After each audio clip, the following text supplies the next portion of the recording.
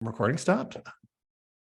And now it's back in progress. We're in good shape. So, and I also want to give a special shout out to my co-pilot, Flint Kipp, who is going to be helping me today with all the wonderful technology. So as a part of this format, again, we want to allow our elected officials to make some introductions. So Representative Kipp, would you kick us off, please?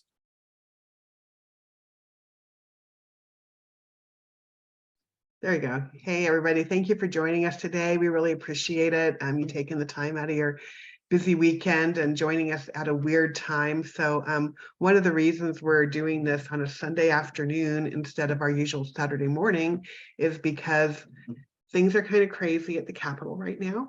There are 22 days left, including today in the legislative session. So we're rapidly counting down to the end. I think I saw we have 300 and something bills still in process. More bills are still getting introduced at the slate date, which makes us a little bit nervous about, trying to make sure that we get all of our work done by the end. In the House, we have been working pretty much every weekend, and we've been told to expect to continue to work every weekend down at the Capitol through the end of the session. So we're spending a lot of nights and weekends there, but I think we're making some good progress and headway. So I guess I wanted to mention, some of the big topics that have been going on. We've had a variety of pieces of gun violence prevention legislation that have been through the process, and I think have all been sent to the governor now to sign. And I know they've pretty much all been well, and I think Representative Basenecker actually has a new one that's been introduced just recently, but I think a lot of them have been through the process and others are still in their way going through the process. Bills on abortion and gender affirming care and access to those important things, which certainly, as I think many of you know from attending these before, the Democrats who believe that people should have access to, fewer guns and more abortion care and gender affirming care those are things that we have valued. And actually this last week, 3 of those bills in the abortion access and gender affirming care sector were signed into law. I know there's probably several of you on here who want to talk about, Senate Bill 213, which is the land use bill. Certainly we've been getting a lot of input on strong opinions on both sides of that. That bill is still in the Senate, and I don't know.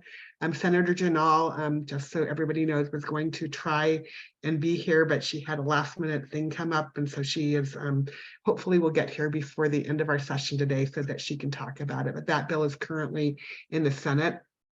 And where else are we? And there's a lot of housing bills. I know we've had a lot of conversation about those, but I was going to go ahead and just maybe sort of talk about more my areas. I am currently the chair of the Energy and Environment Committee.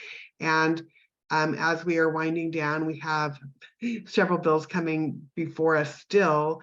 Really, particularly in the air quality space. We have some of the worst air quality in the country here in Colorado. In Larimer County, I think we're listed at 18th worst air quality in the country, according to the American Lung Association. I believe Denver is in the top 10, which is not the category you want to be in for terrible air quality.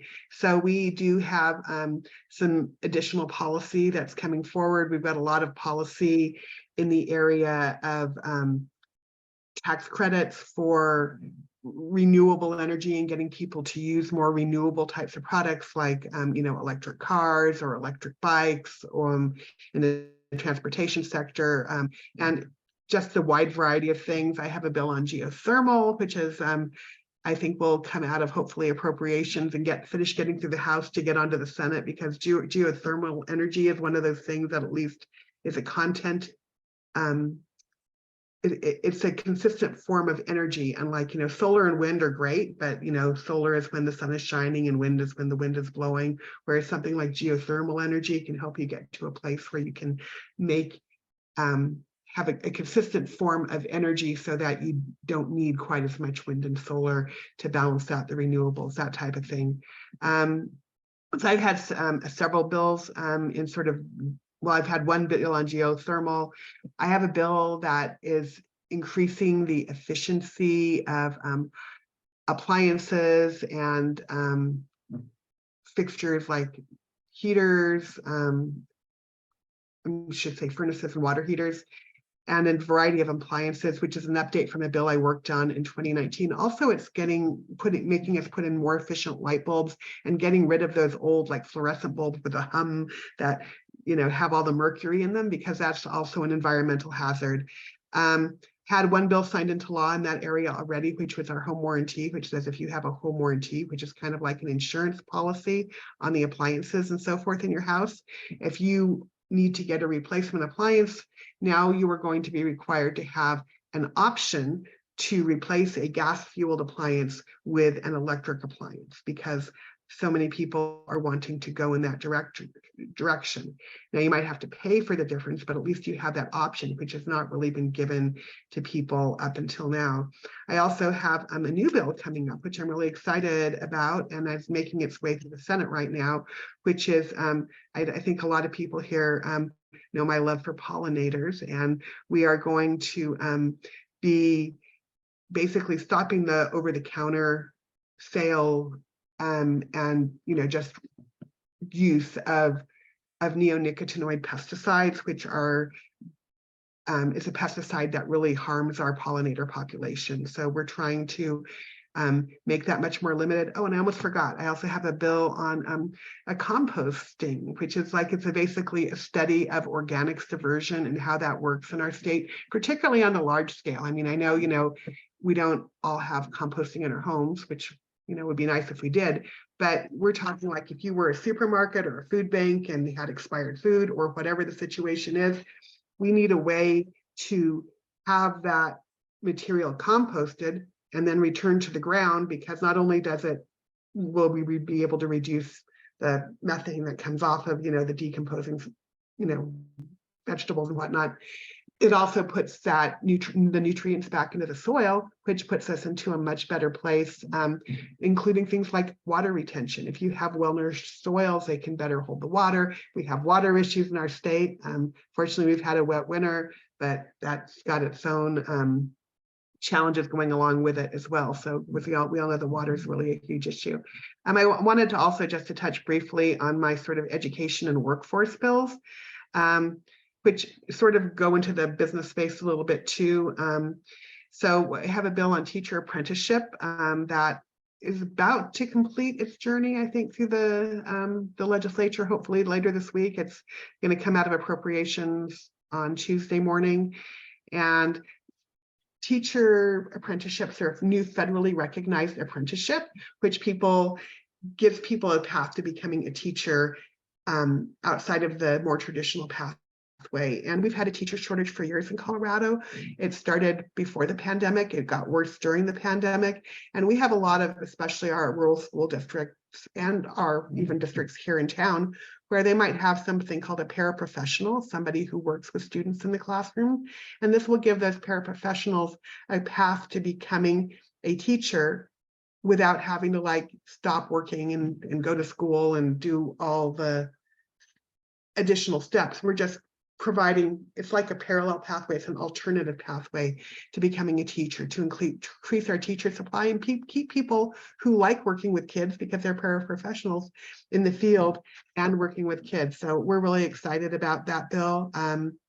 We also have a bill to improve adult education in the state of Colorado.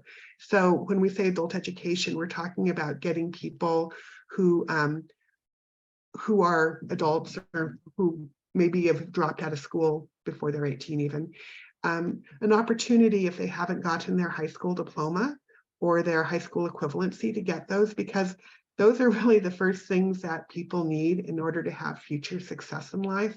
So that bill will be heard, gosh, I don't remember, it's this week or next week, I believe, in the House Education Committee.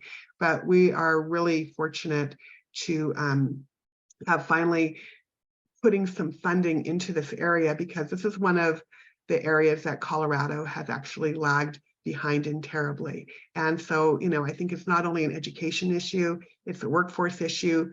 It's if somebody wants to go in and get post-secondary schooling, you kind of need to have that degree in some kind of high school equivalency or diploma in place in order to do that. So this just opens all kinds of doors to people when they're able to do that. I want to touch a little bit on special education and school finance. So we have a bill so I'm not sure how familiar everybody is with special education, but when we are trying to educate our students, the federal government has a law called IDEA, and they only pay like for about 16, 17 cents on the dollar, usually, of every dollar it takes that we're required to spend in order to educate our special education students. So the state has tried to supplement where we can, and this year we're going to be pumping another $40 million a year at a statewide level in order to make sure that we're boosting the level of support that we give to our special education students. I just want to highlight that because that helps all of our students. That helps all of our students who, whether they're in special education or not, because sometimes when you don't have money from one source, you're pulling from general ed, your general fund, to fund the things that were required by law, by federal law, by US Supreme Court decisions to provide.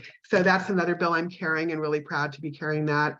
I'll also be on the School Finance Act this year. That School Finance Act should drop later this week. We're putting hopefully the finishing touches on it now. We've managed to create a bit of a controversy while we've been working on it, but just please know that what we are trying to do at any level, anytime we talk about school finance, is provide the best school finance options in the state for all of our children in the state, no matter where they attend school, because our Constitution in Colorado does say we should provide children a free and uniform level of public education. So that's just something we should do. I guess I can talk just really briefly. I'm sorry, I don't want to drone on too long, but have a bill to fix something called a retail delivery fee, which you might have seen on an Amazon receipt recently. But we've had a lot of our smaller retailers which have had trouble implementing that fee in the way it was required. So we're making it a simpler thing to implement for our businesses, for our small business community. We're also going to try and get some money into improving our sales and use tax simplification system called SUTS, which it makes it easier if you're a small business to remit your sales and use tax to the state and other local jurisdictions throughout the state. And then my other workforce development bill, which I'm kind of excited about, is going to provide DACA recipients and asylum seekers the opportunity to become peace officers or police officers, as you might know them. And this really does two things. We've had a shortage of people wanting to train and apply for these jobs in recent years. So we're not only going to hopefully increase the number of people who want these jobs, but increase the diversity of that workforce, which I think helps everybody. So I will stop there. I do every week in my newsletter list all of my bills. So if you have anything else you want to ask me about, please feel free, but I will end there. So my colleague can have a chance. Thank you, Representative Kipp. Representative Basenecker. Hey, thanks, Clint, and thanks, Kathy.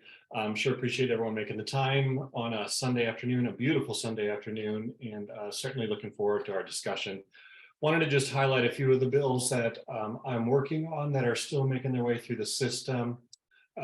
Let's see, I've got a list of them here, so I'm gonna, in no particular order, House Bill 23-1257.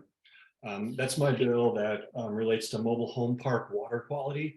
The Latino policy agenda released some study results late last year that stated that somewhere around 40% of mobile home park residents don't trust the water coming out of their faucet as being safe to drink, to bathe in, to use for cooking, etc. And so what this bill does is it establishes a grant program, and also it creates a framework for testing for mobile home park water throughout the state, including federal drinking water standards, which a lot of parks are not tested for. And so that's where you have some of the more egregious instances of water being unsafe. But then also it establishes some framework and future opportunities for remediating and addressing what I think are also concerns for folks, issues with taste or odor or smell or color. So those are those places where the drinking water is safe to drink, but perhaps it is not desirable to drink, or it is not desirable to bathe in, et cetera. So that bill carries a pretty hefty fiscal note. It's a $4 million ask of our state legislature to be able to set up those programs.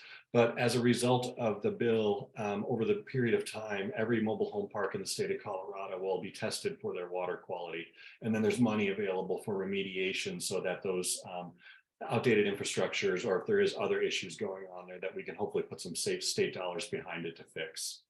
So that's a pretty important one for us. Mobile home parks are our state's largest source of unsubsidized affordable housing, and definitely a priority to make sure folks have safe and clean drinking water.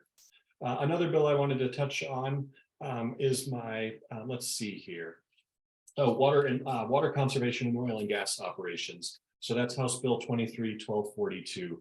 So what this bill does is it establishes a couple of rulemakings and framework and parameters to increase the recycling and reuse of produced water. So that's water that goes down well in oil and gas operations. The goal there and the benefit would be, I'm sorry, my dog's also very excited about that bill. The goal there would be making sure that we conserve freshwater usage wherever possible. It also establishes some reporting to be able to put into buckets where that water comes from in oil and gas operations. So if it's an industrial acquisition, if it's a private property right, or if it's a municipality, for example, that is leasing or selling water rights to oil and gas, that there's some forward-facing accountability and transparency in terms of those pieces. The bill also establishes a produced water consortium in the state of Colorado, which will be a mix of folks from higher education institutions, state agencies, certainly folks from industry, disproportionately impacted community members, environmental justice organizations, to really start to provide the state with some research about how we can increase the use of produced water in recycling and reusing this produced water. Some places in our state do great. So the EJ Basin, the Permian Basin does really great. So everything Western Slope, usually about 80% reuse and recycle. The DJ Basin out by us, which is Weld County and sort of our surrounding area, those numbers are in the teens at best. And a lot of that has to do with challenges with infrastructure, geology, and not some insurmountable challenges, but things that definitely we could do better there. And I think our communities would be better served by really conserving fresh water wherever possible. So that's a big one for me. That one is made its way through committee and should be coming to the House floor shortly. House Bill 23-1215 is another larger bill this year. That one limits the ability for hospitals to charge facility fees to patients. It started out very broad, and it's been, I think, really narrowed in some appropriate areas. So as amended, the bill will have a study that will really give us some more information about where facility fees are being charged by hospitals, and primarily what codes are sort of associated with a facility fee. It will also have some transparency built in as well. So one of the challenges is you might go to your primary care physician today, and then tomorrow they get purchased by a hospital group. And then after tomorrow, the same service that you received today will have a facility fee charged for it. So we very much feel that if that is the case, if services are being consolidated and practices are being acquired, that patients should have some level of transparency involved in that, so that they know if there's a charge associated with care that they previously may not have paid for in the same way. The bill also limits the ability to charge facility fees for telehealth, for primary care services, and then also for preventative care services. The preventative care services part, these are 100 or so ACA covered services where you should not, as a patient, pay anything out of pocket. So these could be anything from a screening or to a regular thing that you might do just to make sure that you're healthy, see if you need any services. What's happening is those 100 services that the ACA says you shouldn't pay a charge for, facility fees have been attached to some of those. And so you as a patient might show up thinking you're doing something really proactive for your health, and understand all of a sudden that you have a facility fee for the thing you understood to be free under the ACA.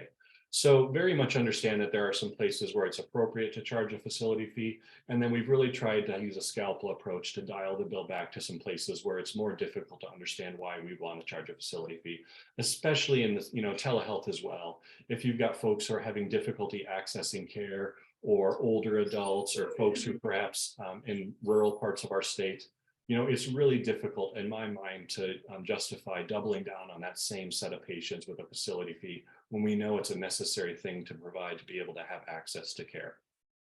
So I would just note with that one that the bill has been amended significantly, and we are working closely with the Colorado Hospital Association on further amendments.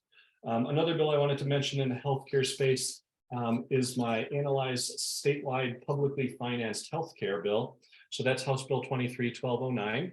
So that bill builds on work of 1176 from 2019. That was sort of a comparative analysis of healthcare delivery systems in our state.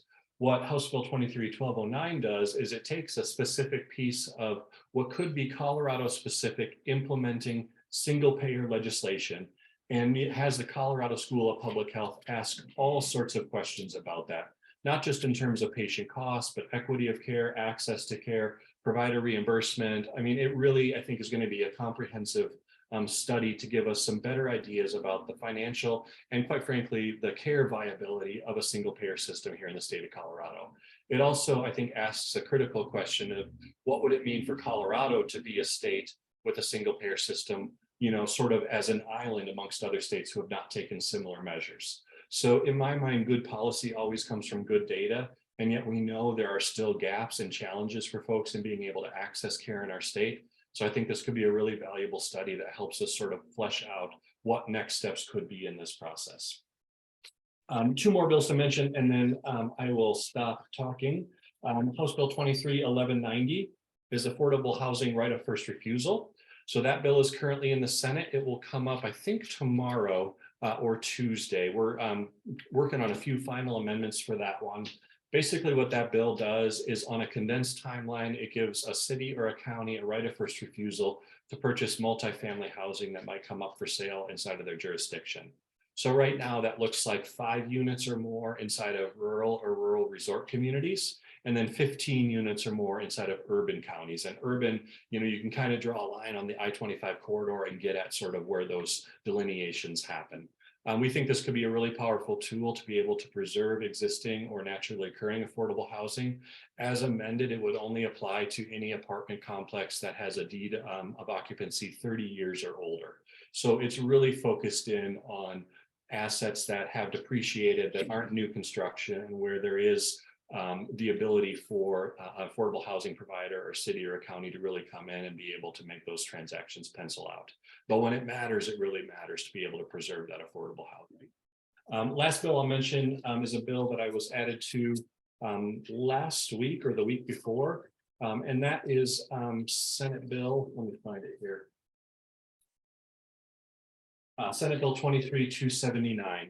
So the title of that one is Unserialized Firearms and Firearm Components. The best way to think of that is ghost guns, as we commonly refer to them. So that can be both unserialized firearm components and, as has been more and more common, also like 3D printed components of firearms.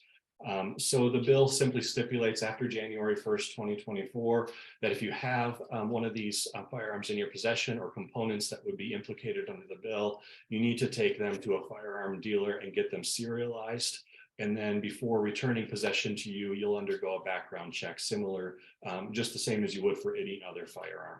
So I think there's a good process for making sure that legal firearm and safe firearm owners can maintain possession of their firearms, while at the same time ensuring that we don't continue to have a proliferation of violence based on unserialized firearms. So I think this is a really responsible and reasonable gun violence prevention measure.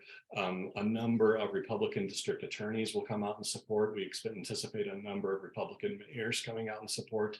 And it will, of course, be a contentious bill, but I think this is a policy where there is actually a lot of bipartisan agreement, even if it doesn't happen inside of the Gold Dome, as to how this is a responsible gun violence prevention measure. So I will stop there and say thank you again to Clint, and thank you all for coming, and looking forward to our conversation.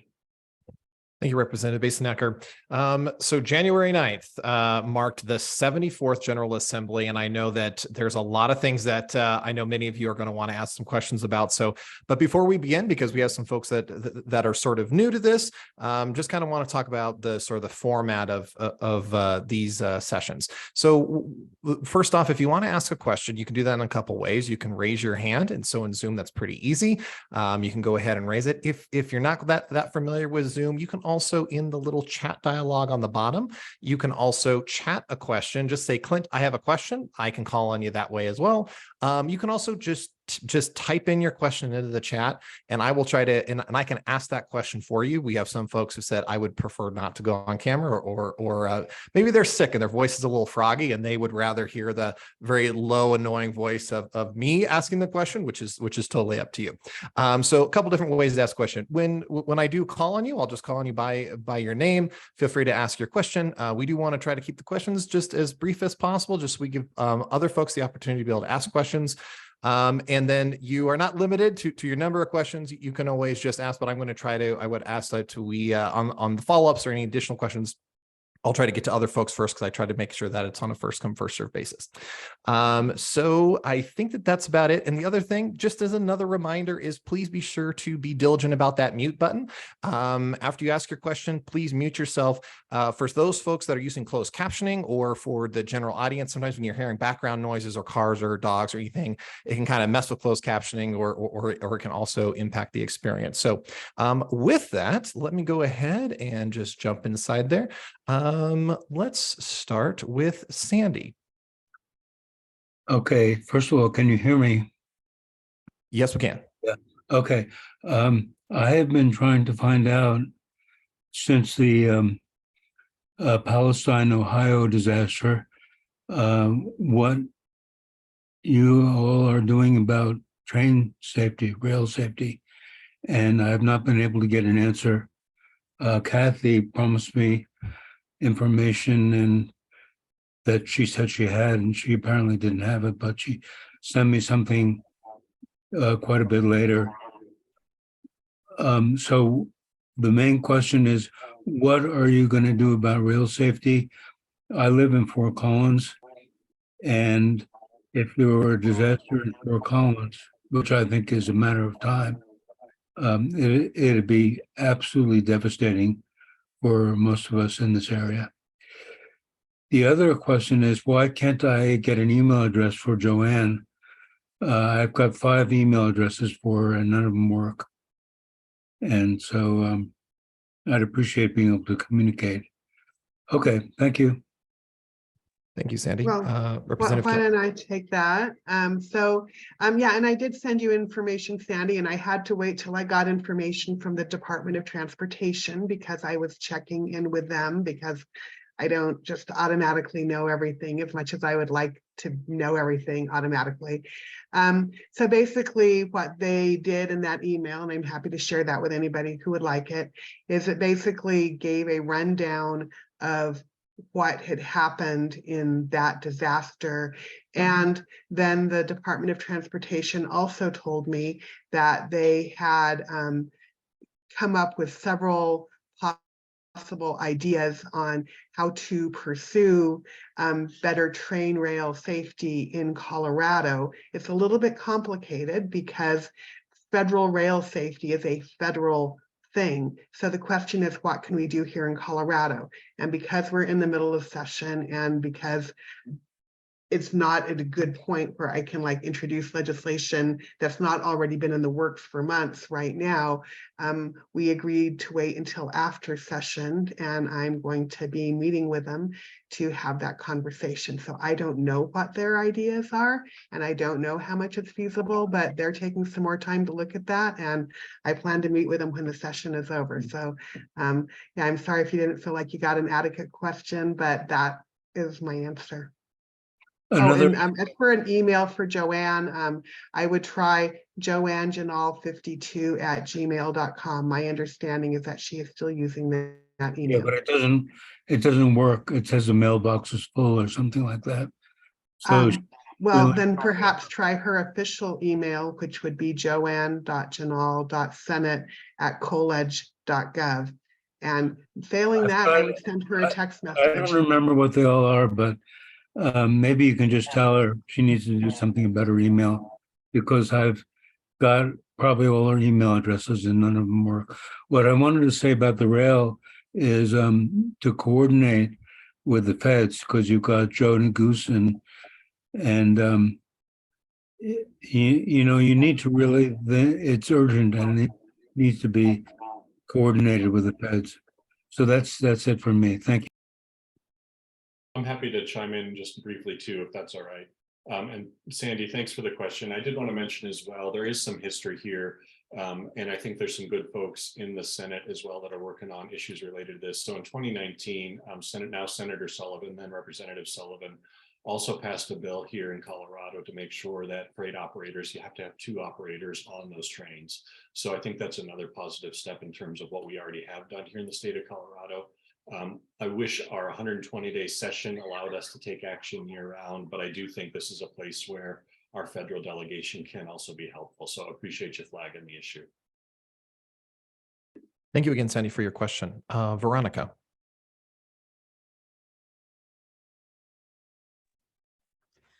Just a comment on Sandy's concern. I understand that it's a federal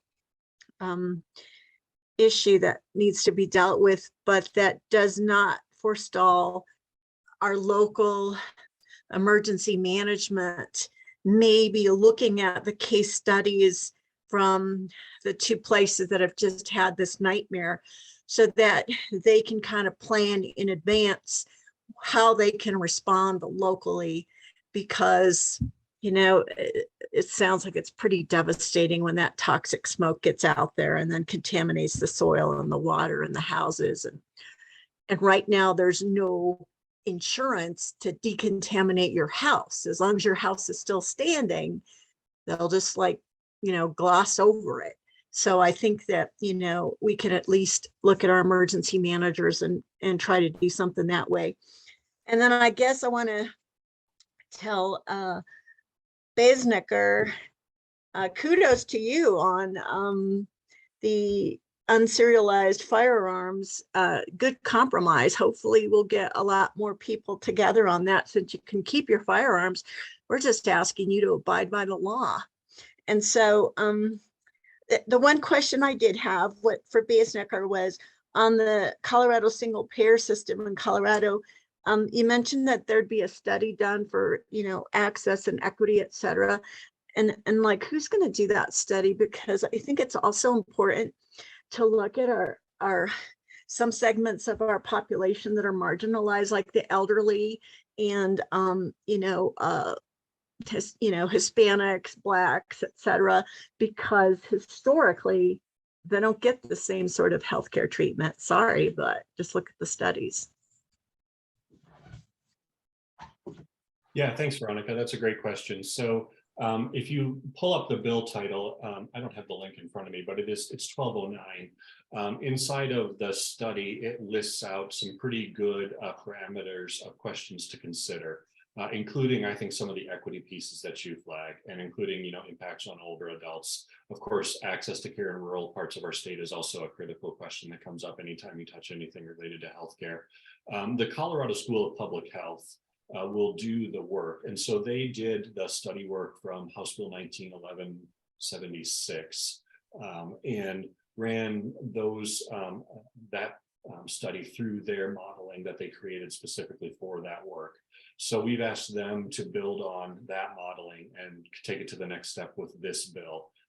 They felt like they had identified some next places that they could go in 1176, but that they didn't have legislative direction to do so. So what we've tried to do is work really collaboratively with them on that pieces. It goes, I think, far beyond sort of an actuarial analysis of a healthcare system, which can be very limited in nature, certainly valuable. But I think what it gets into is some of those questions you're asking around access to care, equity of care.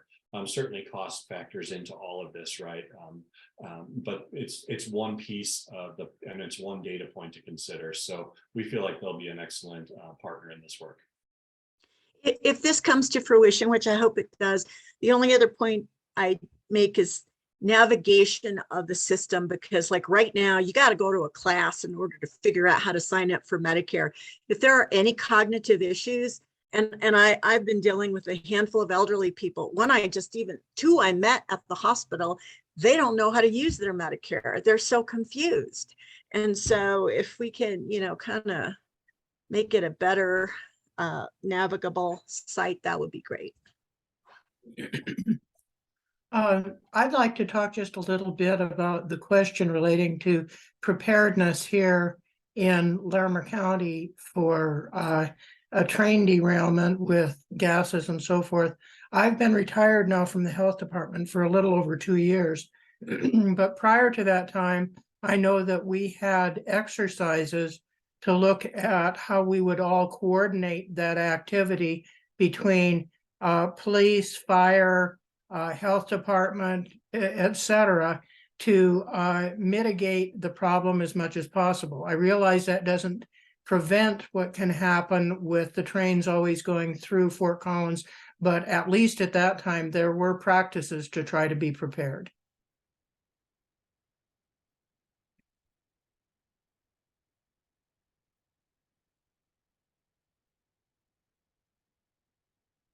Okay. Thank you, Amber. And just as a reminder, we had some new people that have joined the call. So just as again, if you want to ask a question, please raise your hand, and then I will definitely call on you. And then I will just call your name and you can jump in. What you can also do is you can also chat your question inside the chat dialogue. Say, I have a question.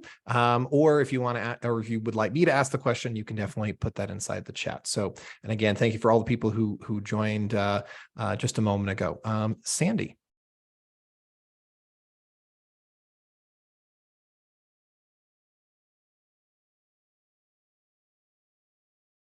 Oh, and Sandy, you are muted.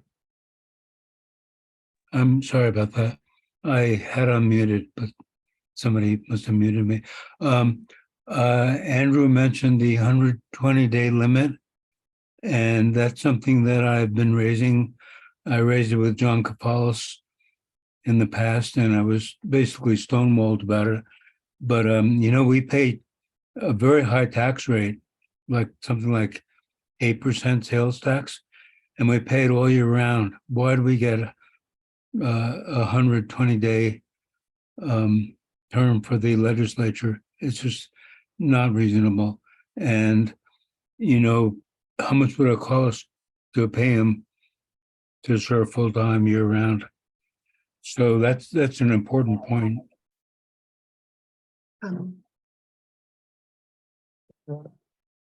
So if I can address the 120-day limit, that's actually was voted into the Constitution by the voters of Colorado.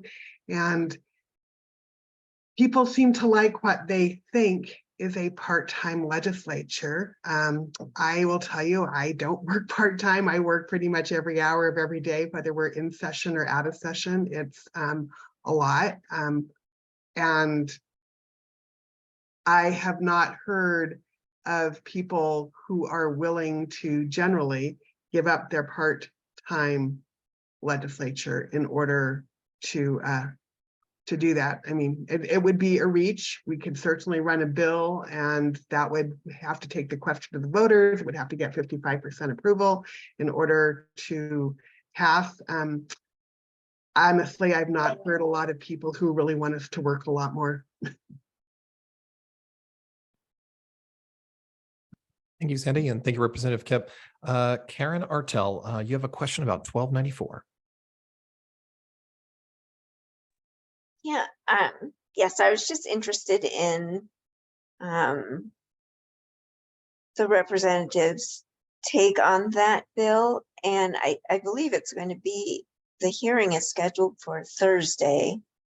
So it's just a general question. I am in favor of the bill, but understand that it may have a hard time moving forward, but I really would like it to do so. And just to jump in here, for those of us that don't know what 1294, Representative Kip, would you mind giving us a little brief intro to it? Yeah, so 1294 is a bill that is about pollution protection measures. It's one of the bills that I was talking about regarding air quality. So this bill was hopefully going to be introduced much earlier in session, and the bill sponsors have really, frankly, been struggling because there were some gubernatorial proclamations that came out on what the governor was planning to do, and then they were having to work again with the governor's office. And so I know that the bill as introduced is probably going to be fairly heavily amended before it gets to committee. It will be heard in my committee. I wouldn't think in my particular committee that the bill will have a hard time depending on how it comes out. And I can't speak for the legislature as a whole, but I will tell you that, there's a strong commitment within our legislature to ensuring people have clean air to breathe in Colorado. I mean, it shouldn't be that people have to move away from the Front Range in order to not have asthma or their health conditions worsened. It's not really acceptable. So we are trying to work on this. They were working, the bill has something, talks about working with the Air Quality Control Division more closely and the COGCC, because the fracking, the oil and gas contributes to these gases. There's studies that show that they contribute more to our air quality problems than was originally thought based on recent reporting. So, and I think that a lot of people have suspected that certainly for a long time. So I think that this is something we really do want to address. And I can't tell you, I talked to the school sponsors just yesterday, and they are still figuring out exactly where that bill is going to land. But I will tell you that in my particular committee, I wouldn't expect it to have a particularly difficult time. We will see where the bill lands and how it ends up. But and then getting to the rest of the legislature could be more challenging. But again, we do have pretty strong Democratic majorities, and Democrats tend to believe that people should have clean air to breathe. And that's more important than, for instance, industry in some cases. Thank you, Representative Kipp. We have a couple of questions that got chatted in, so thank you so much for doing that. Patricia Berger asked, will the governor sign the gun violence bills? I'm happy to take that one, Kathy, if that's okay. I think, so it depends which bills we're talking about. I know that 3 or 4 have already made their way through the system. That includes PLACA, which removes the legal liability protections for firearm dealers, manufacturers. There's a 3-day waiting period. There's 21 plus to purchase a firearm. And then there's also the red flag or extreme risk protection order bills, which expands the list of petitioners there. I believe those all do have a path to signature. And I know that the governor's office has been working with those bill sponsors on that legislation. So I think that's really promising. The assault weapons ban bill will be in committee on Wednesday. I have heard the governor express concerns about that bill, and I'm not sure that this path is as certain for that piece of legislation as well. So that's going to be in the Judiciary Committee in the House on Wednesday. And certainly kind of keep track of that. I think it's House Bill 23-1230, but I might be wrong on that number. But the other 4 bills, I think, had very broad support from inside or outside organizations, the Democratic caucus, and I believe the governor is also planning on signing those bills. I wouldn't want to speak for him. His pen is his pen, but that's my impression. Thank you. And thank you, Patricia, for your question. We have another question that got chatted in from Ed Seeley. Do either representatives know the status of HB 23-1105, the HOA Task Force bill, and the prospects for passage in this legislative session?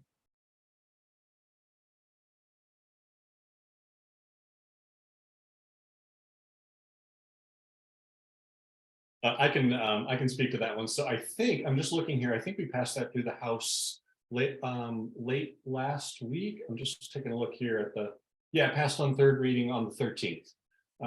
So it will be on the way to the Senate next. I'm not sure what the stakeholder work with the governor's office or with other folks has been on that bill. But the vote count on that one out of the House was 45 yes, 19 no, and 1 excused. So it passed on party lines. So it'll be in the Senate next. I'm assuming it goes to the Housing Committee over there, or local government. Thank you for the question, Ed. Scott Simmons. Yeah, I don't have a question so much as I just wanted to commend both Kathy and Andy for being good shepherds for the climate, for our health. Thank you so much for what you guys do. I know that you're involved in the craziness right now of coming to end of session, but we really do all appreciate the hard work that you guys put in, especially as I say on the climate. So thank you. Awesome. Thank you, Scott. For those of you that just joined us, questions can be handled in a couple different ways for this panel. First off is you can go ahead and you can raise your hand. The other option is you can also chat your question and say, I have a question, or you can go ahead and chat it. I see your hand there, Glenn. I have somebody right ahead of you. So what this is with the Wayne brothers, and I'll go ahead. This seems more like a statement, but feel free to raise your hand if we need to modify it. But from the Wayne brothers, they stated proponents of SB 213 often claim that increasing the supply of housing will result in a decrease in price. This is not necessarily true, and in this particular case, it's not even likely. If the rate of increase in supply is less than the rate of the increase in demand, prices will increase even though the absolute number of dwellings is increasing. Demand is a function of price, income, price of related commodities, and taste. Once people get a taste of Colorado, they'll want to move here. He is asking that you please vote no on SB 213 if it comes out of committee and moves to the House. Representatives, do you have any statements you'd like to make? Well, I'll just add in there. So, we've been getting a lot of, I'd say, feedback on SB 23213, the land use bill, on both sides of the statement. We have a lot of people who are very concerned that there isn't enough housing, particularly housing, affordable housing in Northern Colorado, throughout the state, frankly. But we hear from the people in Northern Colorado, and we hear from people who don't want their houses and their neighborhoods to be affected in any way. And I hear both sides. And frankly, my understanding is the bill will be heavily amended, most likely in the Senate if it makes it out of the Senate. So honestly, I'm just waiting to take a position on it till I see more of what it looks like when it gets over to the House. And yeah, I'd echo so much of that because we anticipate the bill is going to be amended heavily. It is not actually left committee in the Senate yet. It's going to be back for action only, which means all the amendments. I am watching that closely because those amendments really matter. And of course, have not taken a position on the bill because I want to see what it looks like when it comes out of the Senate. And then also out of the committee, if it makes it out of the Senate, it'll come to one of my committees in the House, Transportation, Housing, and Local Government. And so additional opportunity to shape the policy there if it makes it that far. There's a CPR article that came out late last week. Andrew Kenny is the author of that article, talks some about the changes that they expect to see in rural resort communities, Aspenvale, et cetera. There's talk of raising the unit threshold or lowering the unit threshold, from 6 to 4 units inside of urban counties. I think there is a lot of work being done on that bill. And as Kathy mentioned, I'm saving every email that I get about the land use update for or against. My questions revolve around affordability, around environmental impact, around what it means for public process to pass a bill like this. And I think there are a host of considerations and concerns that play into this. I mean, one of the things that both Kathy and I work on is affordable housing in our communities. And so, the nexus of that question with this policy is an important one, and just really waiting to see what happens in the Senate and how the policy is amended as a result. Thank you, representatives. Glenn Colton. And Glenn, you are muted.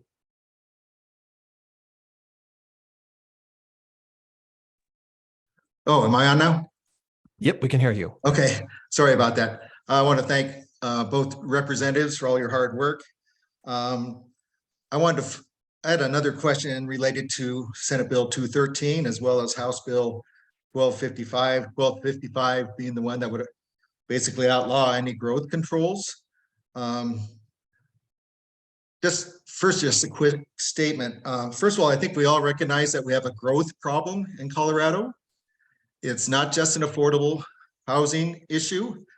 It's rapid, continuous growth that, according to a recent poll, most Coloradans don't want. They think we're already overdeveloped or developed enough, and they think local and state government should do more to keep people from out of state moving here. And my concern on this is these two bills basically came out of the blue, and apparently with a few select groups getting together and figuring out what they want, along with some consultants, and probably at the national level. And I don't think we've ever really had a overall discussion around how much growth and how rapid of growth do we want in Colorado or Fort Collins. So I think a lot of people are, as well as municipalities who are against losing local control, and a lot of people who want other things done on growth, are pretty upset about this. While we're sitting here debating this, we see Governor Polis giving tax incentives to companies to move to the state, and commercial areas being developed out around the airport that would, of course, have more jobs when we already have record low unemployment rates. So there's no attention been paid to the growth side of this.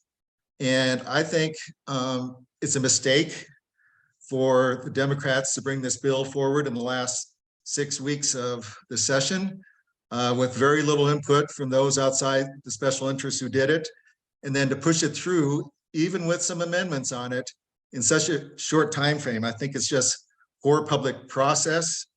And if it happens, I think there'll be a lot of people very, very upset. And why don't we just table this thing now and have some meaningful, broader discussions about these issues in the next year, and look forward to what can bring forward next year.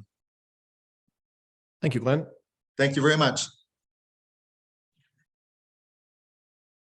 I have, and Glenn, thanks for the thoughtful comment and concern on the issue. I heard 1255 in committee, and it is working its way through the process. It'll go to the Senate next if it clears the House. They are working, I know the bill proponents are working with CML and other concerned entities around potential amendments to the bill. I think a couple things to just flag inside of the conversation as well. The city of Fort Collins at present does not have an arbitrary growth cap, and I mean arbitrary in the sense that it sets a set number of units that can be approved or permits that can be submitted in a given year. Currently, what we do and what I understand to be working well is that we really are strategic around our growth, or try to be at least, around other planning and zoning tools for approving new developments. And that can include a variety of considerations, including water scarcity, infrastructure, impact on environment, et cetera.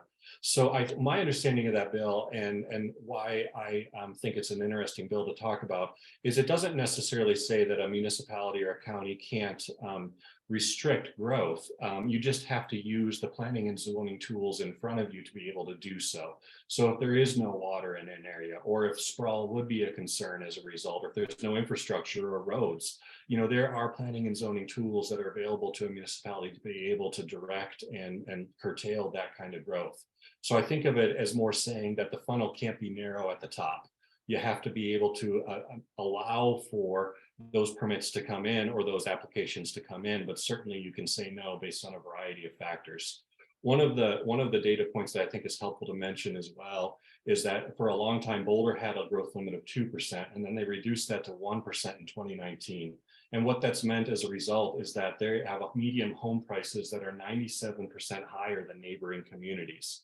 Lakewood also came and testified on that bill. In fact, we had someone from planning and zoning in Lakewood who came and testified on that bill. And since enacting their growth cap, they have approved, according to this gentleman, 0 multifamily housing applications and 0 affordable housing applications or permits in the since enacting that growth cap. It has impacts on communities outside of a local control consideration.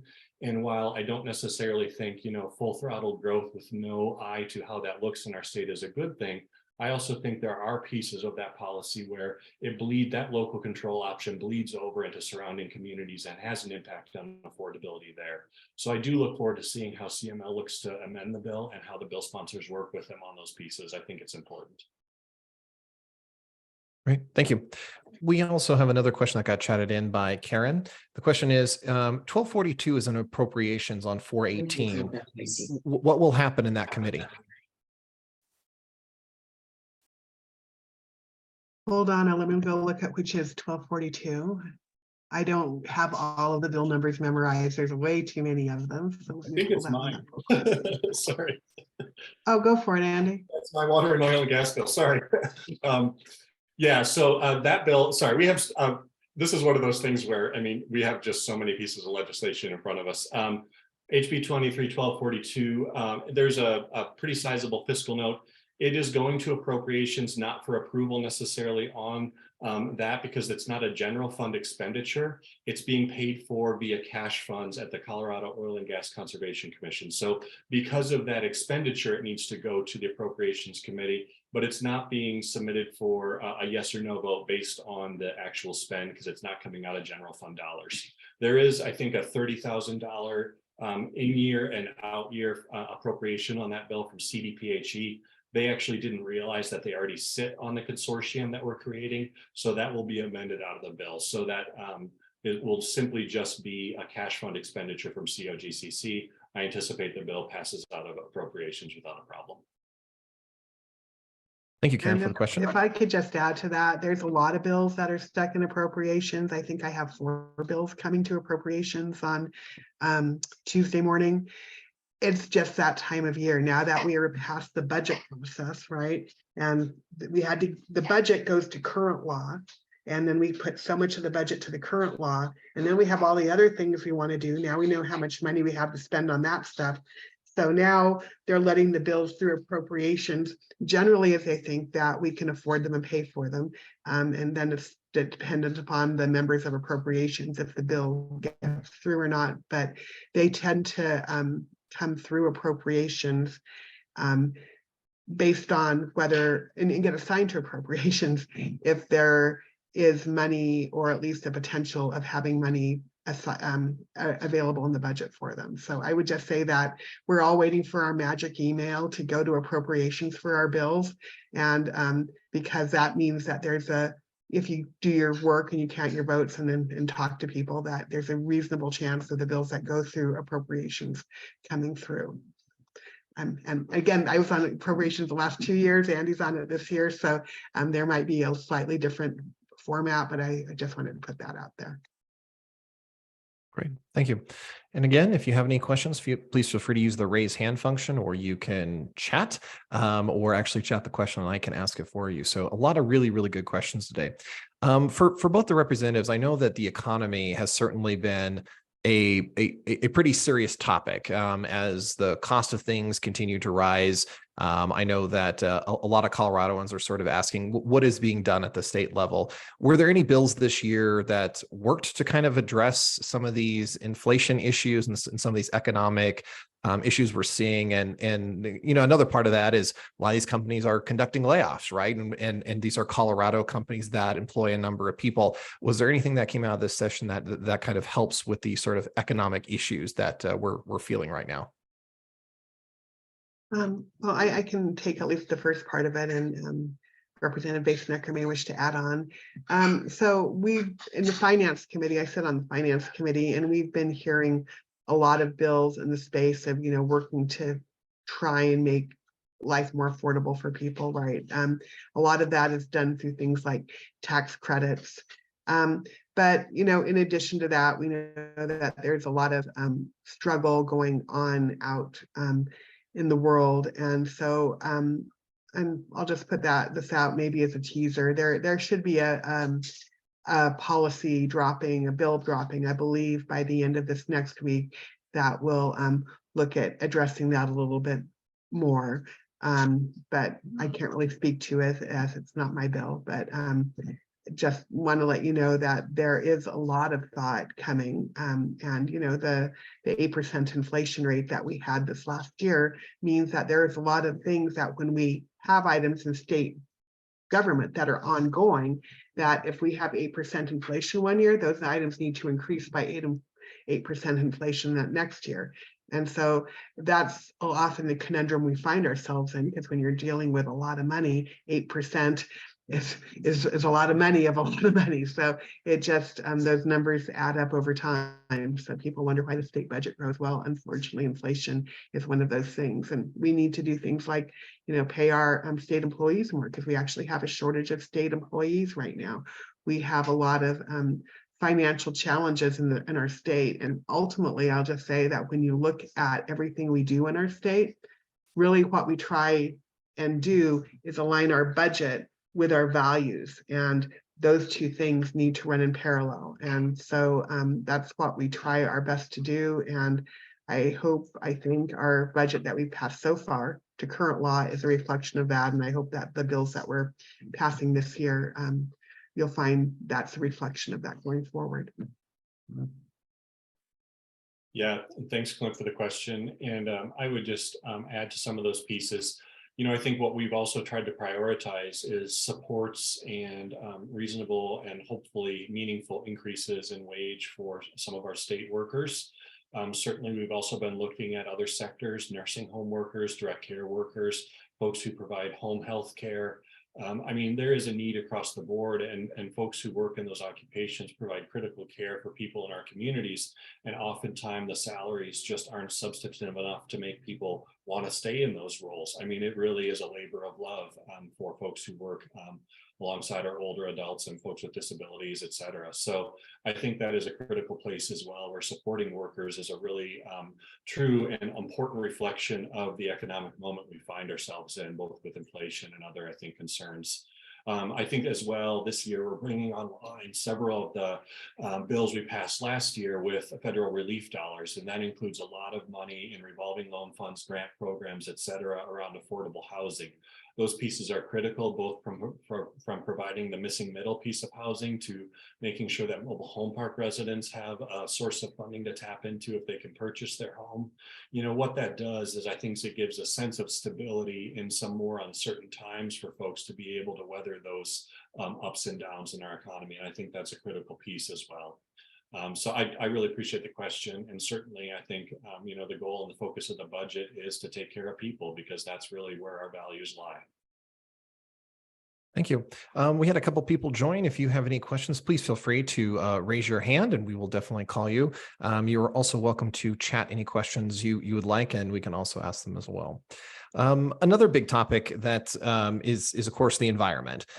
We have, and I know Representative Kipp, you have a passion for pollinators. I know that a number of Coloradoans have been they've been talking about water. We've also been talking about fires. We've been also talking about revisions in code. We've been talking about construction. A number of items in this session, really related to climate, and this is something that Coloradans are very passionate about, because we are we enjoy our outdoors and we also enjoy our mountains. So for both the representatives, is there any sort of bills of interest for you two, or bills that you are sponsoring that specifically kind of talks to the climate?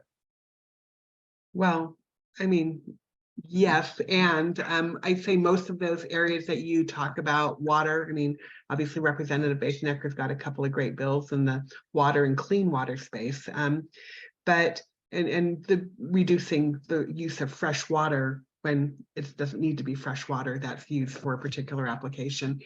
But there are a lot of conversations and bills going through, and I couldn't name them all, frankly, because there's so many bills in the area of wildfire mitigation. I'm sorry that Senator Janal wasn't able to be with us today, because she serves on the Wildfire Matters Committee, which takes up the subject and refers a lot of bills to the legislature. But we do have ongoing bills to make sure that, like, if people are doing mitigation around their homes, there might be grant programs or tax credit programs for that. We're having a bill in finance tomorrow to get another Black Hawk fire helicopter, which is something that we purchased for the state.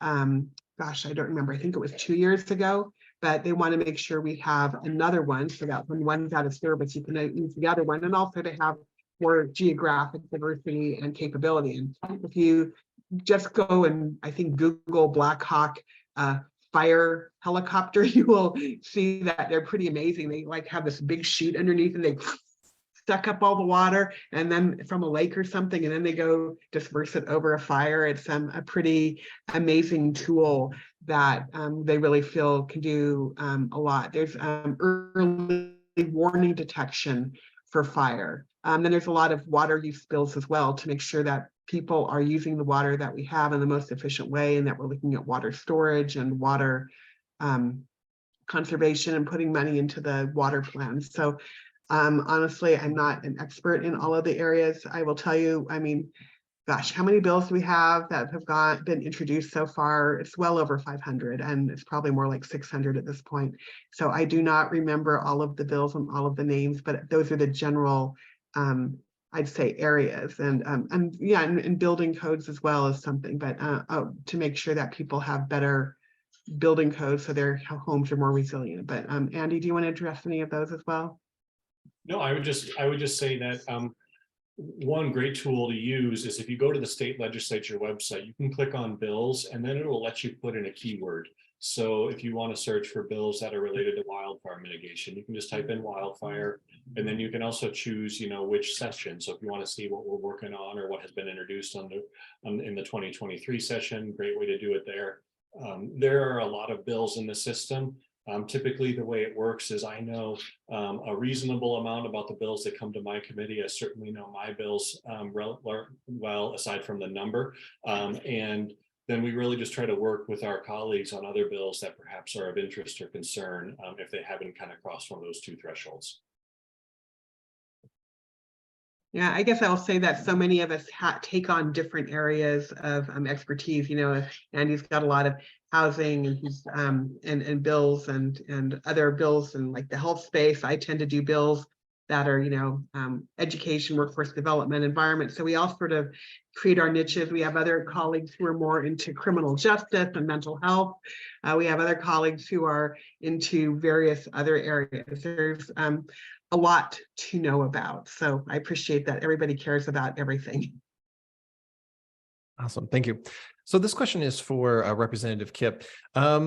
Just kind of curious, the bill 1147, which is talking about the driver's license examination reimbursement. Can you talk to us a little bit about this bill? Oh yeah, that's one of my favorite bills of the session, honestly, because something very frustrating happened at the beginning of the pandemic. Our State Department of Revenue, which oversees the Department of Motor Vehicles, they outsourced basically all of the driving tests. And you have to get a driving test, a physical driving test in a car in order to go get a driver's license. And because they've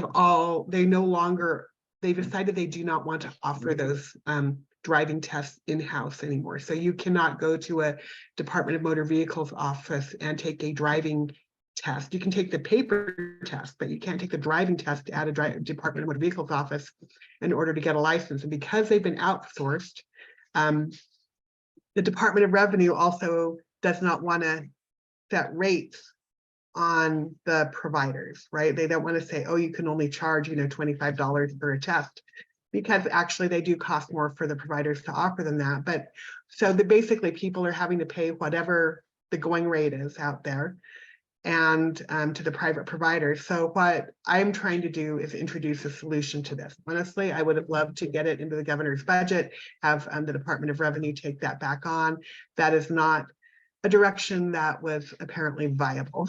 So I've had to go to an alternative solution, which is creating something called an enterprise, which is basically a government-owned business. And what that government-owned business will do is it'll be funded by driver's license fees. So instead of, for instance, we know people have had to pay an average of $75 to take a driving test to get a driver's license. If you fail it, and some people feel there's a racket out there of making people fail them, so they have to take them again and then pay another $75 and possibly even another $75, that really puts driver's licenses out of reach for a lot of people. In addition to that, one of the things that impacts all of us is if you get into an accident with somebody who doesn't have a driver's license, guess what else they don't have? Insurance, right? So now that's a cost that's coming down to all of us. So what we are looking at doing is putting a a small dollar fee on all driver's license and driver's license renewals to go into a fund that will help fund those. But in addition to that, there's another bill that's going through the legislature, which my excellent colleague, Representative Basenecker, is on, which would raise the age at which you need to get driver's training in order to get a license. So driver's training has also been one of those things. Well, if you're 16, you have to take like a 30-hour driver's training course. And if you wait a year, then you can age out of that and not have to do it. Well, so I want to also offer a free online driver's training program for any person in Colorado, because we want good drivers in Colorado. We don't want to have bad drivers. We want well-trained drivers. So I think that this is a good investment. So that bill will hopefully finish its journey through the House as soon as I get my magic email to get it to the Appropriations Committee and into the House and Senate in the next 22 days. I'm very hopeful because, frankly, having driver's licenses that are out of reach for so many of our population, it also is a workforce issue. If you can't drive, you might not be able to get to a job. You might not be able to. We have a shortage of long haul, of commercial driver's licenses. If you can't get your first license, you can't get your second license, right? There's a whole myriad of workforce issues that are affected by this driver's license issue. And while I don't like the idea that it's privatized, I've just trying to come up with a solution to at least make it a better place. So basically and I should have said that the cost of the driver's test would then be capped at $25 for the first test and $50 for additional tests, so that the private driver people who still will be giving the test get reimbursed for them. There's also, and I should mention this because it's a really big issue, there's geographic issues. If you're in a remote part of the state where there's not an area where you can get a driver's test, you might have to drive for a couple of hours or more to get to a place where you can just get the driving test. So it's a real equity issue, and I'll be quiet now because this is something that really bugs me, and that's why I'm trying to come up with a solution for it. Thank you, Representative Kipp. Representative Basenecker, your bill, the 1215, the limits on hospital facility fees. I know that, I have unfortunately had to, go to the hospital for a variety of different things. When we talk about healthcare, which again is a big issue for many Coloradans and also being discussed at the national level, can you talk to us specifically why the focus on specifically facility fees? What was sort of the genesis of this bill? Yeah, thanks, Clint. It's a great question. So in my mind, I think of this a lot as a surprise billing bill, right? And a consumer protection bill. If you remember some of the work that was done in the legislature over years past around those two issues, there's nothing worse than, I think, going to a provider to seek a service that you need, and then realizing on the back end that perhaps you're dealt with a charge that you either can't afford or certainly weren't expecting in the first place. We heard a number of folks in committee when it was heard a few weeks back where that was exactly the case. They go to one hospital system to receive a service. There is one set of billing and charges that happens there. They'll go to a different hospital system and receive the same care and suddenly be dealt with a facility fee on top of that. And at the same time, there are critical access to care issues and equity in care issues that continue to impact care in our state. And so in the bill, the most recent iteration of the bill as amended as it came out of committee, we exempted most of our rural hospitals because we know that for folks in some of the rural parts of our state, it really is, they're zeroing out the books every single month. And a lot of times, it's a very difficult proposition to be able to continue to provide care for folks in rural parts of our state. So that felt wholesale appropriate.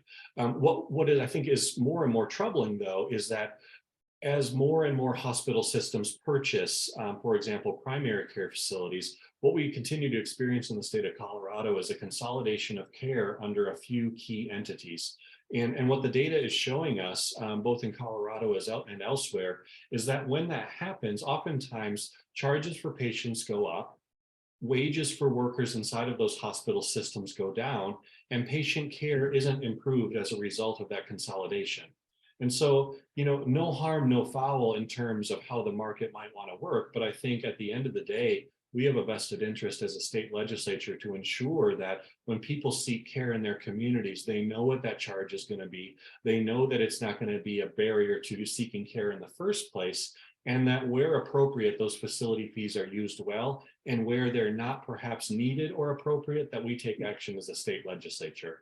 I think, that list of 100 services through the ACA, no matter how you feel about the ACA, it is the law. And if you go in with a reasonable expectation that you're not going to pay anything out of pocket, and then you have a facility fee, whether it's $500 or a couple $1,000s, that's a really difficult thing to understand. Because what will ultimately happen is people will not seek care, and they will continue to treat our emergency rooms as their primary care physician. And that is a very costly and timely enterprise for everybody to undertake. So we continue to work closely with the Colorado Hospital Association, with UC Health. Obviously we want to make sure that every employee is paid well. Obviously we want to make sure that access to care continues to be a priority. And at the same time, there are wholly inappropriate places where facility fees could be charged. State of Connecticut enacted a piece of legislation which is very similar to the bill that we are putting forward, which has study transparency components, and then also a prohibition on facility fees and telehealth. And as I said in committee, what hasn't happened since that Connecticut legislation went into effect several years ago is we haven't seen wholesale closures of hospitals. We haven't seen facilities not being able to operate. What we've seen on the back end of that is transparency for patients and increased affordability. So I think there is a very reasonable and what I would understand to be a scalpel approach, if I'm going to use a poor pun in this space, to really be able to look at those facility fees and understand what we can do as a state to really protect consumers, ensure hospitals continue to provide care, and that our providers also have what they need to be sufficiently compensated. Thank you. We did have a question that got chatted in from the Wayne brothers. Why do so many local governments oppose SB 213? And also there were some organizations attached to it like Colorado Municipal League and Metro Mayor's Caucus. Well, I'll just pipe in there a little bit. So there's always a tension between local control and statewide interest, right? So, and that's where it comes down to, right? Many people believe that land use should be purely a matter of local control. But when you're allowed to, as a state, to come in and say, well, we think this is a matter of statewide interest, then you can override local control. And let me give you an example. An example is, yeah, I'm a very local control person when it comes to something like, well, if the school district is going to have money to spend, they know best how to spend it in their school district because they have different local conditions. You have school districts ranging from, maybe 50 students or less up to like 90,000 students in the state of Colorado. What's right for one isn't right for the other. So for us to mandate that type of thing at the state level would be a bad thing. But let's talk about, for instance, abortion. We want, at least I believe, that every person should have a right to have reproductive health care of their choice here in Colorado. And we've decided that that's a matter of statewide concern. So it really, there's always going to be that tension of local control versus statewide interest. And I think I'll just leave it at that because, obviously, depending on where you are on this issue, it depends, it's going to inform your perspective on that. Yeah, and I'll just chime in a little on the back end of that as well. CML, I have it printed on my desk, and I was trying to find the email, but I couldn't search it quickly enough here. CML put out, I think, a 3 or 4 page document about why they're opposed to 213. So you can go to the Colorado Municipal League website, I'm assuming, and find that documentation there. Probably gives you some pretty good reasons for why they're opposed to the bill. I tend not to speak for lobbying interests, and certainly always remain open to their feedback on those things. I have it printed alongside of all the other opposed, support, in between papers that I've received on 213. So they're probably in the best place to speak for their opposition to the bill. The Metro Mayor's Caucus is a new group. I don't, or at least a new group to me. They've not come before transportation, housing, and local government in the House before. Sometimes around bigger bills, what you have are organizations that form for the sake of lobbying and position advocacy. And that's, just a part of our process. So I'm not familiar with them or their platform. I've not certainly been contacted by them about 213. I imagine their concerns align largely with CML, but that's just an assumption and I'd have to hear from them directly. But I appreciate the question. Yeah. Yes, thank you for the question. Representative Bass-Necker, Vicky asked us in regards to the fees that you just brought up in that bill, does Medicare or the supplemental cover facility fees for hospitals? Sometimes is the answer to that. And so there are negotiated rates for all of those things. The other thing with the ACA and the preventative care piece is there's really, in my understanding, there's no barrier towards saying that the insurance provider should cover that facility fee. Now, a concern from my side of things is always going to be cost shifting inside of the system as well, right? That'll eventually work its way back to the consumer. So again, I think that's that transparency piece for the consumer, as well as just some of those places where Medicaid and Medicare or other services, that are provided through a health insurance plan. It's, in my mind, very difficult to justify that fee. Great, thank you. As I think this has been just such an incredible session. I always think it's great that we have the opportunity to be able to virtually ask our elected officials questions. And I think, being able to have this continued conversation, the opportunity to be able to send questions to our legislators, I think is always very important. I just want to ask each of the representatives just to take a quick moment and let us know if we have questions after this session. What is the best way to contact you? Do you have a good email? Do you have a good phone number? What is the best way to reach out? Or maybe there's some people that some of the folks on this Zoom know that just couldn't be able to attend today. And if they have a follow-up question, what is the best way to reach you? Representative Kipp, would you mind kicking us off? You bet. So I just put my best email into chat for official business type stuff, which is kathykip52@gmail.com. It's very odd that the legislature does not host emails for us. So anything that you send to kathy.kip.house@college.gov or kathy.kip.house@state.co.us, which is our old emails, but we're transitioning to the new college.gov, will get forwarded to kathykip52@gmail.com. So if it's easier, just send it there. It's a very strange system, in my opinion. I think they should host our email, but I just work there, as they say. So yeah, that's really the best way. If there is something that's like a vote's coming up on the floor and you say, Representative Kipp, and my email's like this deep, I'm just going like way up here and I'm down here and I'm wading through it. Feel free to send me a text and say, hey, this needs your immediate attention. And I'll just put my cell phone number right here in the chat, and you can feel free to text me anytime. I would say that's easier than calling. Even if you want to call, just let me know through a text, because sometimes the phone doesn't always ring through. My apologies for that. Representative Bass-Necker. Yeah, thanks, Clint. And Clint, I'll just need a little assist. I don't have permissions to chat to the whole group, but I sent you my email and my cell phone. If you don't mind sharing that in the chat, that'd be great. Probably better for everybody that I don't. I'm sure I'd mess it up quickly anyway. So yeah, feel free to send an email. Of course, if it's time sensitive, text is always the easiest. Oftentimes, if I'm on the floor and we're voting, I can't pick up my phone and talk on the floor, but I can certainly see your text. So, and especially if there's, a safety concern, a housing concern, if you're having difficulty with unemployment, whatever it might be, those time sensitive matters are time sensitive to you, so they're time sensitive to us. And so, of course, want to be able to help as quickly as possible. Sometimes what that means is that Flint and Jenna, our two legislative aides, might be the people who respond to you just because they can do so quickly and they know our state partners who can be most helpful. But feel free to reach out anytime. I mean, as Kathy always says, and I love, the description of the job is the same as the job. It's representative, and we want to be responsive and accessible to you for whatever is important to our community. And if we don't get, and I'm just going to add, if we don't get back to you as quickly as you'd like over the next 3 weeks, my apologies. I mean, honestly, the email levels are deep and there's a lot going on and a lot for us to keep up with. So please bear with us. And if you do have something that needs an immediate response, cell phone, text. Thank you.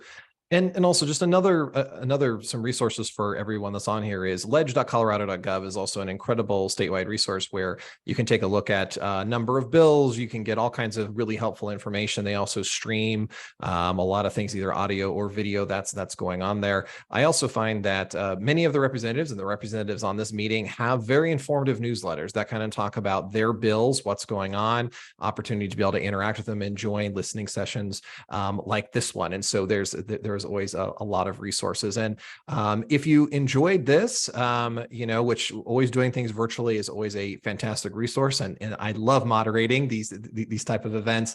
There's going to be a actual live one that's going to be scheduled on May 20th. It's going to be an in-person, so kind of like this, but in person, which is always good to kind of be in the same space as others and have the opportunity to be able to shake some hands and see some folks. And it's going to be in the morning from 10 to 11. So some details are going to be, we're still working on some locations, some other finer points there, but please be sure to keep an eye out on both Representative Kipps and Representative Basin-Ecker's newsletter, because they will be providing that information as soon as available. But if you want to kind of earmark May 20th from 10 to 11, that would be a good opportunity to be able to see these folks in person. Representative Kipp and Representative Basin-Ecker, any final thoughts before we wrap up today?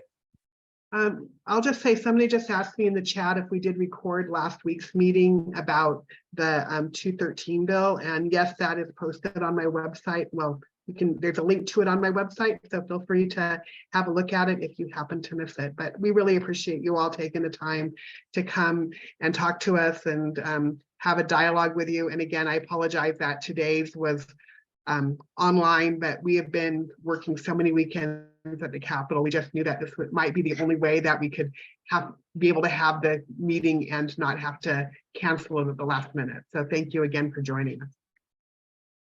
Yeah, I will just close with a quick thank you for coming. Thank you for the great questions. There's a lot of stuff moving very quickly. Please don't hesitate to reach out and let us know how you feel about the bills, or if you have questions about the bills. And last but certainly not least, thank you to Clint for moderating and helping us have this important conversation. We appreciate you. Awesome. Thank you so much. And I do want to give a special shout out to my co-pilot, Flint, who's in the background, who was definitely helping me out all throughout today. So thank you so much, Flint. And thank you all for joining us this afternoon and taking some time out of your Sunday. Please go outside and enjoy the sunshine. It's a great one out there. Thanks, and see you all again. Thank you. Bye.